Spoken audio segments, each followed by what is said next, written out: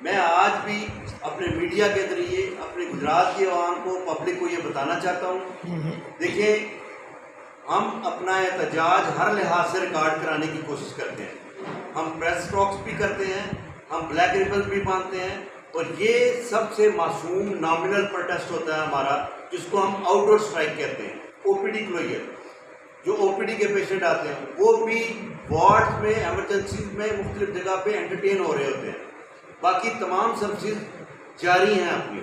یہ اب حکومت کے اوپر ہے، حکومت وقت کے اوپر ہے، حکومت پنجاب کے اوپر ہے، اس بیوروکریسی کے اوپر ہے کہ وہ اپنی کیا اس ہٹ درمی کو جاری رکھتے ہیں، اور کیا یہ اوچھے ہتھ کنڈے وہ اپنے جاری رکھتے ہیں۔ اگر یہ اپنے اوچھے ہتھ کنڈے اسی طرح جاری رکھیں گے تو معاملات مزید غلط سمت میں جائیں گے، جو کہ ہم کسی صورت بھی بینگ اے ڈاکٹر نہیں چاہتے کہ ہماری عوام کے ساتھ کسی بھی صورتحال میں ان کو پہلے جو معاشی استحصال ہو رہا ہے، پہلے جو مسائل سے درپیش عوام ہے وہ مزید مسائل کا شکار نہ ہو۔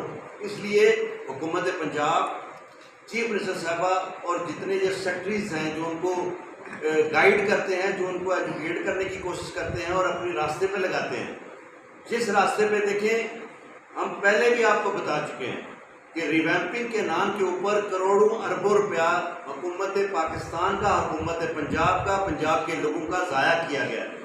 ریویمپنگ کے ساتھ آپ جانتے ہیں پورے پنجاب میں کتنی بلڈنگز کولیپس ہوئی۔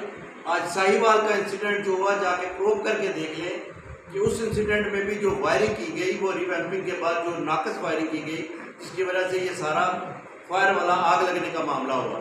سو جس چیز کی بھی آپ کھدائی کریں گے، ڈگ آؤٹ کریں گے، اینڈ میں بات آپ کے بابوؤں کے پاس جائے گی، آپ کی بیوروکریسی کے پاس جائے گی۔ سو یہ چیزیں دیکھنے کی ضرورت ہے۔ Being a political leader, being a political head of a political party, ان تنظیموں کی، ڈاکٹرز کی، میڈیکل فریٹرنیٹی کی کوئی پولیٹیکل پارٹی نہیں ہوتی۔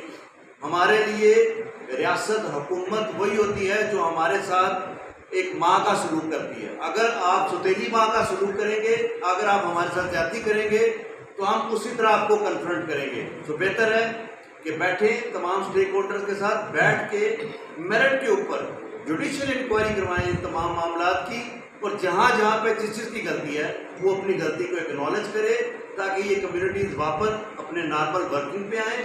اور یہ ایڈ ہاک کا جو تصور ہے کہ ڈاکٹرز کے معاملے میں کسی صورت میں بھی ہمیں قابل قبول نہیں ہے، اس پہ بہتر ہے کہ آپ جو ان کو ریگولرائز کرنے کا ایک پرانا پرومس کیا ہوا ہے اس کو فلفل کیا جائے امیڈیٹلی، اور جو آئندہ آنے والے جتنے بھی ڈاکٹر صاحبان ہیں، یا تو ان کے لیے آپ کانٹریکٹ بیس دیں یا ان کو ریگولر پی پی ایس سی کے تھرو ان کی بھرتی کریں، تاکہ یہ ڈپارٹمنٹ بہتر انداز میں ورکنگ کر سکے، اور جو آپ اپنا ویژن لے کے آئی ہیں as a chief minister Punjab, وہ ویژن کا امپلیمنٹ ہو سکے۔ بہت شکریہ۔ اچھا سر، یہ اطلاعات سامنے آ رہی ہیں کہ وزیر اعلیٰ لیول پہ جو یہ فیصلہ بھی کیا جا رہا ہے کہ جو ڈاکٹرز بھی ہڑتال پر ہیں اگلے 48 گھنٹوں میں ان کی کوئی گرفتاری کے بھی احکامات سننے میں آ رہے ہیں کہ جاری ہو رہے ہیں، اور اس سے آگے جانے کے ٹرمینیشن تک معاملہ چل رہا ہے۔ تو اگر ایسا کیا گیا تو پھر کیا رد عمل ہوگا؟ دیکھیں، بڑا کیٹاگوریکلی اور بڑی کلیئر سی بات ہے۔ میں نے ابھی بڑے سافٹ سے الفاظ میں بڑے پیار محبت سے ساری بات بتا دی۔